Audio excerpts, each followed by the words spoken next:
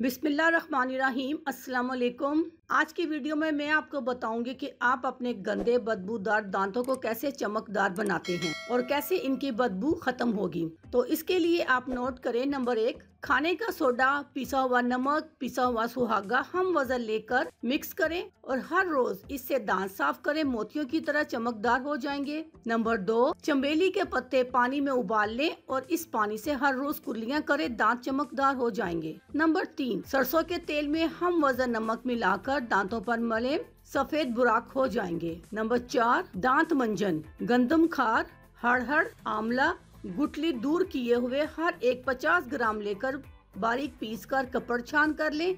इसको बतौर मंजन सुबह शाम उंगली के साथ दांतों और मुड़सूरों पर इस्तेमाल करें। 10 मिनट के बाद ताज़ा पानी कदरे नीम गरम से मुंह साफ करें। इससे दांतों का मैलापन, मुंह की बदबू, जुबान के छाले, मुसूड़ों से खून आना, मुसूड़ों का फूलना, पीप वगैरह दूर हो जाएगा। नंबर 5, बादाम का बैरूनी हिस्सा सख्त छिलका जलाकर कोयला बना लें और इसमें कदरे नमक मिलाकर पाउडर बनाकर रख लें। ये दांतों की मैल बदबू को दूर करेगा व फजले ताला बहुत कारआमद साबित होगा। नंबर 6, देखने में तो ये बेहकीकत सी चीज है, मगर बनाने के बाद इसकी कदरों कीमत मालूम होगी। आम के पत्ते लेकर साया में खुश कर लें, फिर इनको कूटकर पीस कर पाउडर बना लें। अगर दिल चाहे तो इसमें बराबर वजन नमक खुर्दनी भी शामिल कर लें और इसको बतौर मंजन इस्तेमाल करें। नंबर 7, अखरोट का मगज बरामद करके छिलके को फेंकने की बजाय इसको खूब बारीक पीस कर और कदरे नमक मिलाकर संभाल कर रख लें और बतौर मंजन इस्तेमाल करें।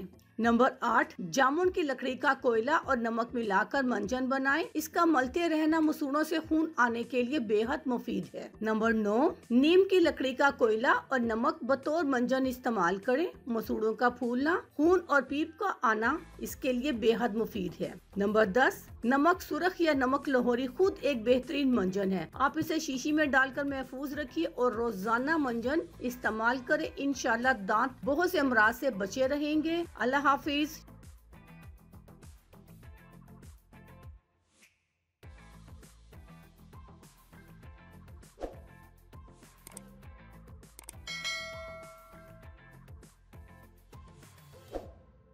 अगर आपको हमारी वीडियो अच्छी लग रही है तो हमारे वीडियोस को लाइक करें और अपने सब दोस्तों से शेयर करें और साथ हमारे चैनल ऑनलाइन रेमेडीज को सब्सक्राइब करना ना भूलिएगा।